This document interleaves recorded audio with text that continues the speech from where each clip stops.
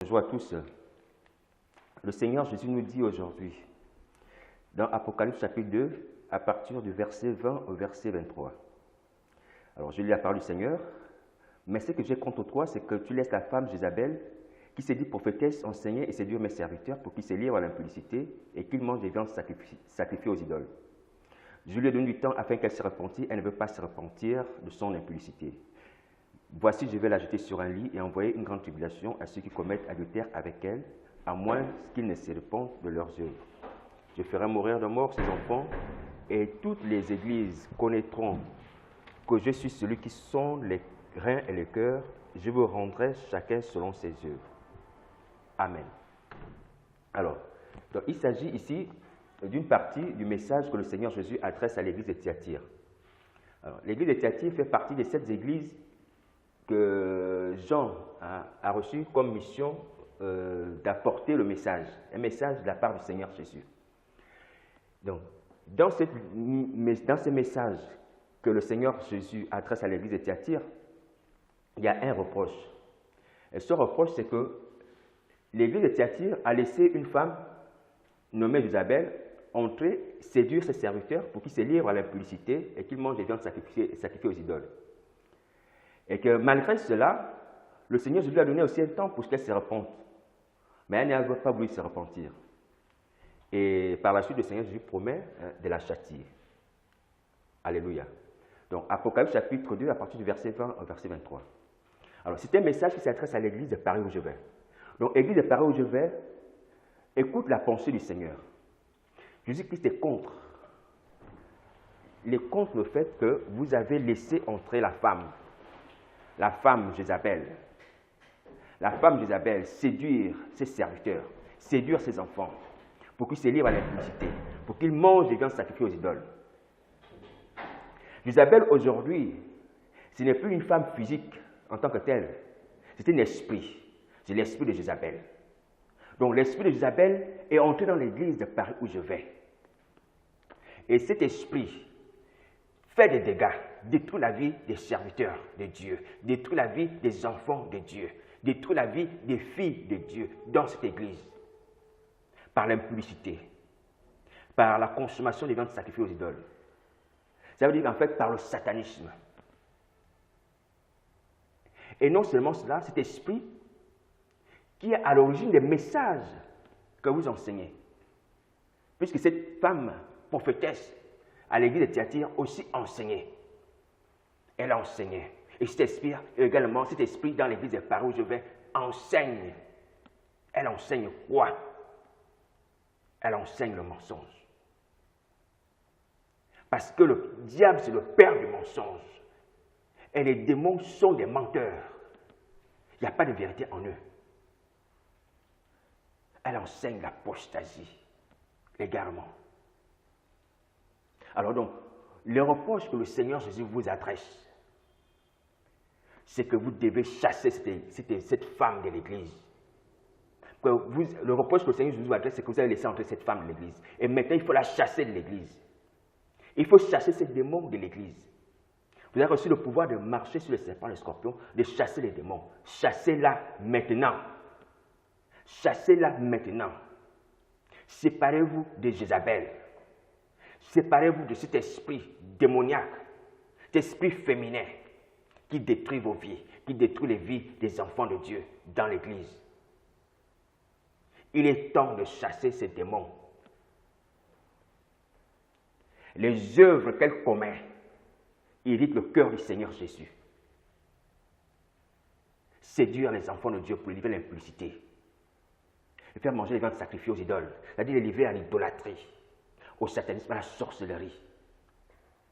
Voilà, l'Église est devenue le lieu où on initie les gens à l'occultisme, à la sorcellerie, à cause de ces démons. Et voilà pourquoi elle est postée dans les affiches. On la voit dans une affiche qui parle de quelque chose de vital, comme la Pâque. On la met à l'affiche. Et dans cette affiche, on vient encore mettre un monument qui n'a même pas de rapport avec la Bible, qui n'a pas de rapport avec le christianisme. Et on oublie la croix. On parle de la Pâque sans la croix. Parce que Jézabel inspire les messages, parce que Jézabel contrôle l'Église, parce que Jézabel est au pouvoir dans l'Église. Et ça doit cesser maintenant. Jésus-Christ est le chef de l'Église. C'est lui qui l'a racheté par son sang. Il faut que vous le sachiez. Que c'est lui le chef de l'Église. Il l'a racheté par son sang. Donc l'Église lui appartient. Il a racheté tous les hommes, toutes les nations par son sang. Donc Satan et ses démons n'ont pas droit d'autorité dans l'Église. Et nous avons reçu le pouvoir de les chasser. Nous avons le nom de Jésus. Chassons ces démons de l'Église. Séparons-nous de ces démons de l'Église. Lions ces esprits de l'Église. C'est la pensée du Seigneur Jésus. Ce n'est pas seulement à l'Église de Paris où je vais, mais c'est à l'ensemble de toutes les autres églises. Où cet esprit féminin de séduction, d'apostasie, de rébellion opère. Elle opère.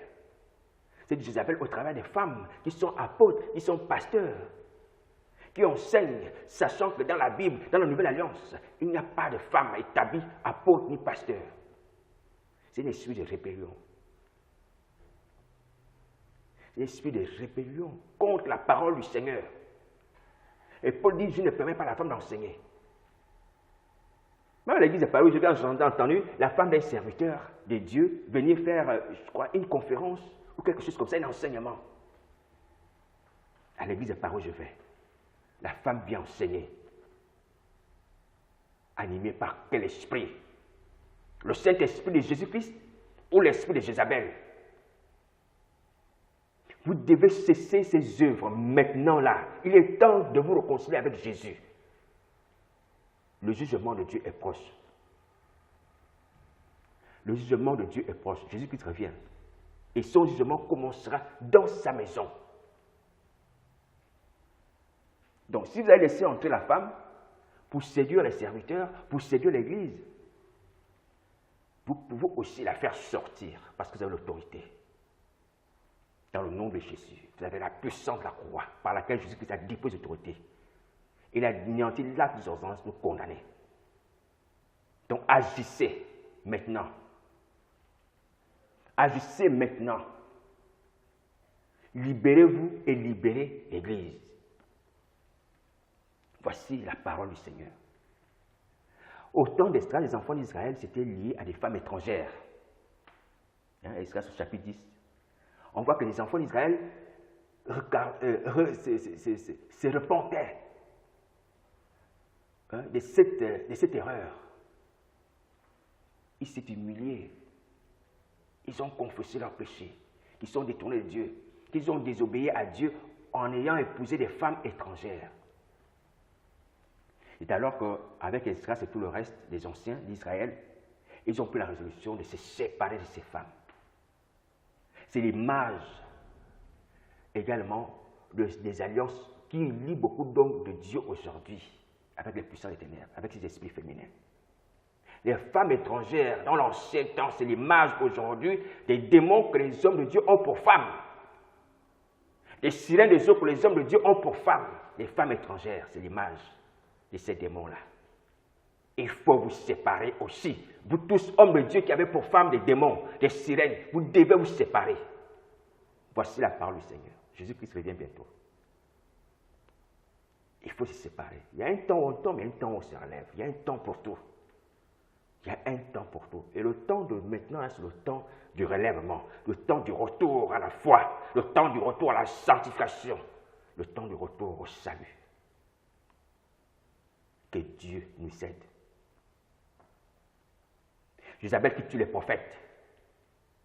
Elle a tué les prophètes au temps du prophète Élie. Jézabel qui a entraîné Israël dans l'idolâtrie. Elle a emmené des prophètes de Baal, d'Astarté. En fait, elle a établi des prophètes, des faux prophètes à la place des vrais prophètes de Dieu. Donc le combat de Jézabel, c'est le combat contre Dieu. Elle combat Dieu, elle combat l'œuvre de Dieu, elle combat les prophètes de Dieu, elle combat l'église de Jésus-Christ. Jézabel, qui a tué Naboth, puisque c'est elle qui a donné l'ordre de l'accuser, de le faire lapider. Mais qu'est-ce qui s'est passé à la fin de sa vie? Elle est morte lamentablement. De même que son mari Akab. La Bible dit que les chiens ont léché le sang d'Akab, selon la parole que l'homme de Dieu, Élie, avait prononcée sur lui, à cause de ce mariage impie, abominable avec cette femme. Les chiens ont léché son sang. Donc tout ce qui s'allie, s'associe, forme des couples avec ces démons-là, j'esprit des autres, des esprits féminins là, vous finirez mal. Vous allez mal finir. Il n'y a pas d'espérance pour vous. Et une fois que tu te maries avec Jézabel et tu demeures dans ce mariage, tu finis mal. Que ce soit un mariage de jour, que ce soit un mariage de nuit, tu finis mal. Donc, repentez-vous. Renoncez à ces œuvres. Séparez-vous de ces démons. Séparez-vous de ces démons. Chassez-la de l'Église. Jésus-Christ étant le maître de l'Église, il la tient dans sa main. Comme les 7 étoiles, il marche au milieu des 7 chandeliers. Il observe, il inspecte. Comme le bon berger inspecte son troupeau. Que les 7 lettres qu'il adresse aux églises d'Asie, c'est une forme d'inspection. Il inspecte le troupeau parce qu'il est le bon berger, parce qu'il est le berger de l'église. Il regarde là où ça va, ou là où ça ne va pas. Quelle est la brebis qui est malade? Quelle est la brebis qui est en bonne santé? C'est vrai que lorsqu'on regarde le message de l'église de Thyatire, le Seigneur Jésus commence à la complimenter. Il dit non, mais tu as fait de bonnes œuvres. Hein? Tes dernières œuvres sont plus grandes que les premières.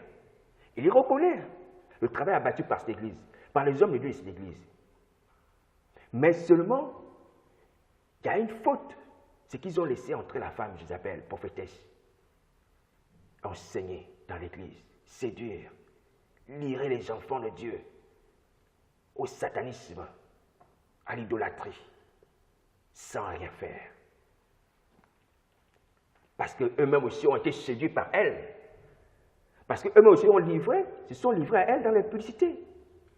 C'est ce que la suite du verset nous dit. Ceux qui commettent l'adultère avec Jézabel aussi seront punis. Donc les serviteurs qui ont laissé entrer cette femme se sont livrés avec elle à l'impudicité. Et ils recevront aussi le châtiment. Ils ne seraient épargnés. Que ce soit les serviteurs, que ce soit les fidèles.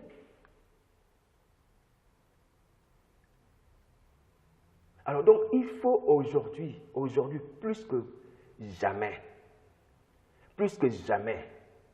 nous séparer de ces démons, nous libérer de ces démons, confesser nos péchés, demander qu'au Seigneur, que l'œuvre de la croix s'applique sur ma vie, sur l'Église. Tu as déposé l'autorité de domination. Tu as anéanti l'acte des ordonnances nous condamner.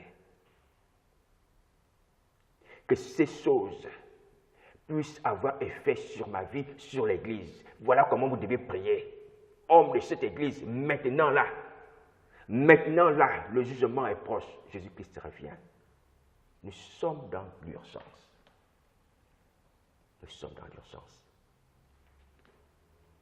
Que Dieu nous aide. Que le Saint-Esprit soit en action pour nous amener à fléchir les genoux, à nous humilier, à ne pas regarder aux menaces.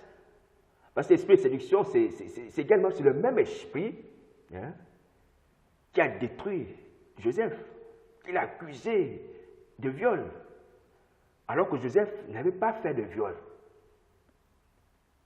Donc, il y a l'esprit d'accusation lorsqu'elle rate sa cible. Lorsqu'il est chassé, il va accuser. Il va chercher à se venger. Mais ne craignez pas cela. Joseph a été accusé injustement alors qu'il n'avait pas commis de viol. Il allait en prison, mais l'Éternel fut avec Joseph. Et la prospérité l'accompagna, dit la Bible. La prospérité l'accompagnait. Donc même dans l'injustice que vous allez subir parce que vous avez renié cette femme, ce démon, vous avez cessé de collaborer avec elle, le Seigneur Jésus sera avec vous. Il sera avec vous. Il vous soutiendra. Il fut avec Joseph dans la prison. Il sera avec vous dans les persécutions. Ne craignez pas les persécutions. Ne craignez pas les persécutions. D'ailleurs, qui vous dit qu'il y en aura? Peut-être qu'elles pourront pas, peut-être que le Seigneur pourra les éteindre. Parce que ces démons menacent, c'est vrai, ils menacent. Mais qu'est-ce qui vous dit que forcément leurs œuvres vont s'accomplir? Leurs menaces vont s'exécuter. Rien ne garantit cela. Et même si c'était le cas, comme le Seigneur le disait tout à l'heure, même si c'était le cas, le Seigneur Jésus sera avec vous. Ne craignez pas d'être persécuté, parce que vous aurez régné Satan et ses démons, parce que vous aurez anéanti les alliances qui vous liaient à ces démons. Ne craignez pas les persécutions. Ne craignez pas les diffamations. Ne craignez pas les accusations. Ne craignez pas les expositions, la honte, toutes ces choses. Qu'elles peuvent être médiatiques ou autres, ce n'est pas grave. Ne craignez pas. Tant que vous avez le salut de vos âmes, vous aurez la paix. Et la paix de Dieu surpasse toute intelligence, toute persécution. Toute persécution que vous pouvez subir ne peut pas vous arracher la paix. Si vous avez vraiment confessé vos péchés, si vous êtes vraiment donné au Seigneur tout votre cœur, ces choses ne peuvent pas vous dérober la paix. C'est pour ça que Paul et Silas pouvaient chanter étant dans la prison. Malgré le fait qu'ils étaient emprisonnés, ils pouvaient chanter. Donc ne craignez pas. Donc renoncez au péché, renoncez à ces femmes. Donc à tous les hommes de Dieu qui ont pris les sirènes pour femmes, les démons là, les Jézabel, hein, qui vous donnent le pouvoir de faire tomber les gens, de guérir les malades, de faire des miracles sataniques démoniaques. Sachez que Jésus-Christ est en colère et qu'il n'est pas d'accord avec cette façon d'agir. Il vous a donné le Saint-Esprit pour opérer les miracles. Donc renoncez à ces pratiques, renoncez à ces démons. C'est le message du Seigneur. Renoncez aux démons maintenant là, maintenant aujourd'hui, tu entends ce message. Tu renonces, tu plies les genoux, sauve ta vie. Alléluia. Alors, je voudrais également interpeller une sœur que j'ai supprimée parmi mes amis sur Facebook. Parce que j'ai vu 2 messages indécents. Le premier message avait trait à une affiche qui montrait une femme avec un sein. Et elle a écrit un verset biblique. Le deuxième message aussi avait attrait au sein, mais là elle a parlé de Jean qui dormait dans le sein du Seigneur. L'apôtre Jean. Alors, il n'y a pas lieu de faire des commentaires là-dessus. Ma sœur, repens-toi, arrête ça. Tu n'as pas besoin de te prostituer. Jésus-Christ est venu pour libérer les captifs. Même si Satan te tient, t'ordonne des choses aussi viles, aussi morales, tu peux devenir libre. Tu peux devenir libre. Donc arrête tes séductions. Arrête de vouloir faire tomber les enfants de Dieu dans le péché. Je te le dis aujourd'hui, de la part du Seigneur, que tu dois arrêter. Je t'ai supprimé de ma liste. Je ne sais pas, peut-être que tu vas opérer ailleurs. Mais si tu continues, tu vas trouver Jésus-Christ sur ton passage. Et ce n'est pas les enfants de Dieu qui vont tomber, hein, mais c'est toi qui vas tomber. C'est toi qui vas tomber. Donc souviens-toi d'Ananas et Saphira qui sont tombés. Souviens-toi de l'image de magicien qui est tombé. Si tu lis la parole, tu vas comprendre que jusqu'ici est juge. Donc fais attention. Et donc n'utilise pas la parole de Dieu pour pouvoir séduire les gens. Et si ces affiches impudiques, c'est la parole de Dieu que tu essaies d'utiliser comme piège. Tu te glorifies de ta beauté. Mais la beauté est vaine. La Bible dit que la beauté est vaine. La grâce est trompeuse. La femme qui craint l'Éternel qui sera louée. La beauté est vaine. Cherche salut ton âme. la sanctification et la paix avec tous. C'est ce qui est important. Sauve ta vie. Je sais que tu es captive des puissances des ténèbres. Je sais que tu obéis à des ordres, mais tu peux être libre. Si tu viens au pied de Jésus-Christ, pleurer à ses pieds, t'humilier à ses pieds, confesser tes péchés, tu peux être libre. Et tu peux être libéré. Tu peux être une nouvelle personne, une nouvelle créature, une personne née de nouveau. C'est possible. Accepte simplement de t'humilier devant Jésus-Christ, maintenant là. Et arrête de servir le diable. Arrête de te prostituer. Est-ce que tu comprends cela? Il y a une femme dans la Bible qu'on appelle la femme de mauvaise vie, qui est venue au pied du Seigneur Jésus, qui a pleuré. Et qui a même, à un moment, je dirais entre guillemets, scandalisé Simon, parce qu'il s'est dit, mais si cet homme, il disait de Jésus, si cet homme était prophète, il saurait de quelle espèce est cette femme. Mais le Seigneur Jésus a dit, Simon, écoute, cette femme, elle est venue à mes pieds. Elle m'a oué les pieds avec ses larmes. Elle les a essuyés avec ses cheveux. Elle avait beaucoup de péchés, mais elle était pardonnée. Donc, toi aussi, tu peux être pardonné. Et tu peux être libre. Et ton corps peut être le temple de cet esprit. Donc, ce n'est pas pour t'humilier, mais simplement pour te dire que tu as mieux à gagner avec Jésus-Christ. Tu es le meilleur d'ailleurs. Il n'y a rien de l'autre côté. Donc ne sert plus le diable, ne sert plus Satan, ne cherche plus à tenter les hommes de Dieu. Il y a des hommes de Dieu qui sont tombés à cause de ces genres de personnes. Ces genres de personnes habitées par l'esprit de Jézabel. Comme nous le voyons dans l'église de Thyatire. Des fausses sœurs qui viennent à l'église pour faire tomber les hommes de Dieu et les enfants de Dieu. Et qui demandent des prières. Qui demandent des rendez-vous. Toutes ces stratégies des ruses de l'ennemi. Mais il faut que vous arrêtiez. Vous devez arrêter ça. Cela ne vous amènera nulle part sinon en enfer. C'est qu'un homme sème le moissonne. Moissonnez la justice et vous sauverez vos âmes. Alors, tu n'es pas la seule. Je me permets de te tutoyer. Tu n'es pas la seule. Il y a d'autres personnes que moi, j'ai supprimées sur ma page Facebook. D'autres sœurs aussi. Et une fois, je commence à échanger pour ce qui est de Dieu. Ah, mais ça déclenche autre chose. C'est autre chose. J'ai supprimé. C'est dommage. Ce n'est pas que je ne suis pas détenteur de la vérité. Mais au moins, si Dieu m'utilise pour des personnes, c'est une grâce pour nous tous, pour moi, comme pour vous. Mais si on fait de cette grâce un moyen pour pouvoir détruire les vies des personnes, quelle malédiction pour nous. Quelle malédiction pour nous. Alors donc, soyons sages. Donc, je m'adresse aussi à toutes les sœurs qui sont sur Facebook, à toutes les sœurs.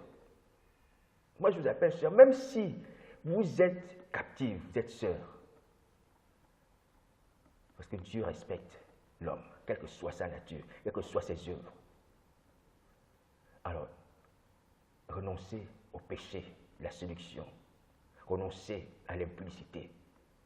Cessez d'offrir vos corps comme des appâts pour détruire les vies des gens. Ne jouez plus au jézabélisme.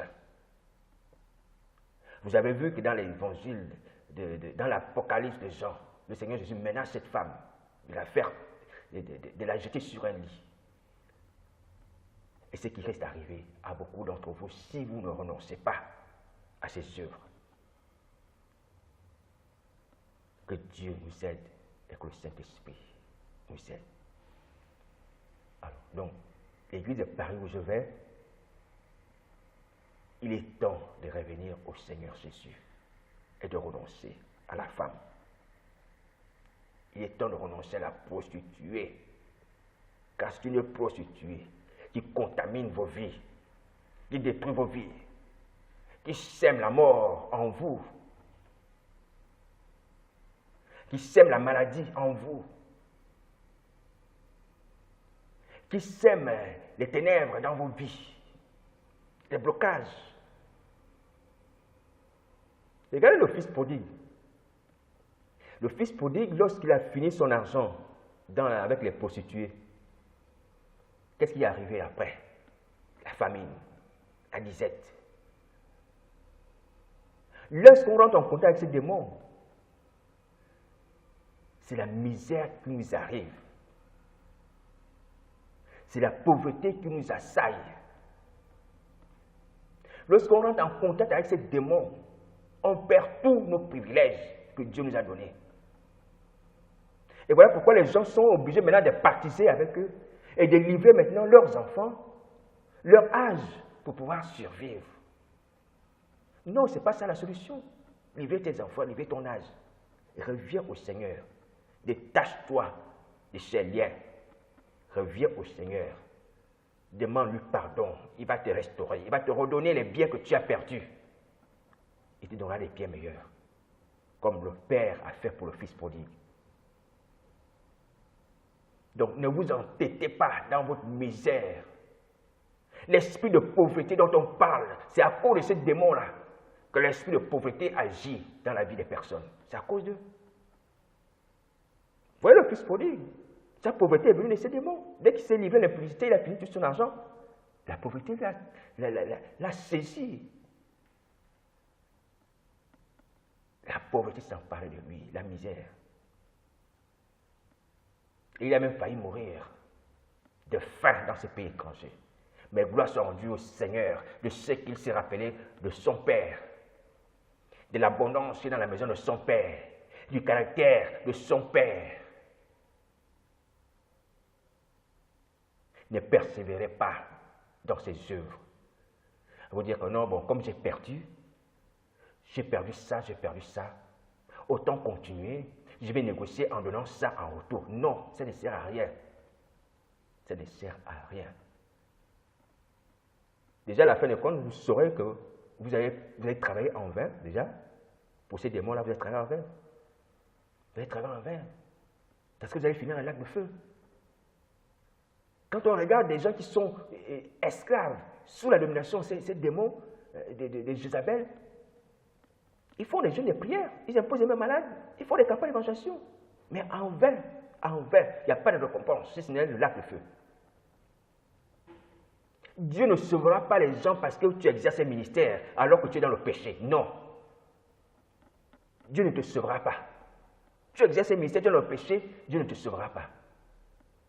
Tu dis à Jézabel, tu exerces un ministère, Dieu ne te sauvera pas. Tu dois te détacher de Jézabel. Tu dois quitter cette femme. Tu dois quitter ces démons. Alors que tu seras sauvé. Alors que tu seras récompensé. Donc que Dieu nous aide. Et que le Saint-Esprit nous pousse au pied de la croix, au pied de Jésus, à nous humilier. Donc, Église de Paris où je vais, c'est triste. C'est triste.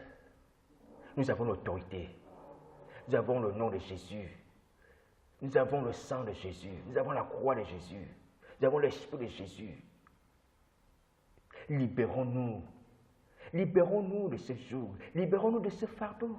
Ne regardons pas la renommée. Joseph a été jeté en prison, c'est pas grave. Mais l'Éternel fut avec lui et la prospérité fut avec lui. Dieu ne nous abandonne pas dans les situations où nous subissons des épreuves à cause de notre fidélité à lui ou à cause de notre justice. Il fut avec Joseph. Lorsqu'il fut accusé de viol par Madame Potiphar, Dieu fut avec Joseph. Dieu fut avec lui. Mais Joseph a dit non à cette femme. Vous aussi pouvez dire non. Vous pouvez dire non, ça suffit. Dites-le maintenant, dites-le maintenant, dites-le maintenant. N'attendez pas, vous attendez peut-être qu'à des révélations sur la fin des temps, sur la signification des symboles dans la Bible. Moi, je ne prêche pas cela. Ce que le Seigneur m'a mis à cœur, c'est la repentance, le pardon des péchés. Et tant qu'on n'a pas encore été, on ne s'est pas encore repenti. Le reste ne peut pas venir. Parce que c'est le premier palier. Le premier palier, c'est la repentance, le pardon des péchés. Sans la repentance, on est encore à l'extérieur. Vous voyez, comme le Fils prodigue, on est encore à l'extérieur. Donc la repentance nous fait rentrer dans la maison. Et quand on rentre dans la maison, c'est à ce moment-là que le Seigneur commence également à nous révéler des choses, à nous enseigner des choses, à nous apprendre des choses. Cherchons d'abord à nous repentir pour entrer dans la maison. Alors dans le calme, on comprendra beaucoup de choses. Les événements des temps présents, les événements des temps à venir. Hein? Les promesses qui nous appartiennent, qui ont été bloquées, qui ont été dévorées, qui ont été anéanties à cause de nos désobéissances, peuvent renaître. L'appel que Jésus-Christ nous avait donné, il peut encore nous utiliser. S'il a dit de toi que tu seras prophète des nations, Dieu ne se renie pas. Tu seras encore prophète des nations. Mais ne sois pas prophète de Jézabel. Comme les prophètes de Baal d'Astarté qui mangeaient à sa table. Sois prophète de Jésus-Christ. Il fera aussi de toi un prophète des nations. Parce que peut-être des gens se sont égarés ou s'attachent à cette femme à cause de ces semblants privilèges. Ces semblants privilèges qui ne sont rien. Qui ne sont rien. Que ce sont des leurres. Ce sont des tromperies. Réveillons-nous, frères et sœurs, que la puissance de la croix déchire le voile qui voile votre intelligence, maintenant au nom de Jésus. Que la puissance de la croix qui a déchiré le voile dans le temps, déchire le voile d'endurcissement dans vos cœurs, au nom de Jésus. Ils l'ont vaincu à cause du sang de l'agneau et à cause de la parole de témoignage, parce qu'ils n'ont pas aimé leur vie jusqu'à la mort. Je déclare la victoire sur ta vie, homme de Dieu, femme de Dieu, qui que tu sois. La victoire par le sang de Jésus-Christ maintenant là. Que les liens de la mort, les liens de la sorcellerie, qui étaient liés à Jézabel, aux démons, aux esprits des eaux, aux sirènes, tombent au nom de Jésus-Christ de Nazareth. Reçois ces paroles dans ton cœur comme une parole de victoire. Comme une parole de victoire. Que le nom de Jésus-Christ soit béni. Maintenant, agenouille-toi, prie. Parle maintenant, toi-même, au Seigneur Jésus. Que Dieu nous bénisse. Amen.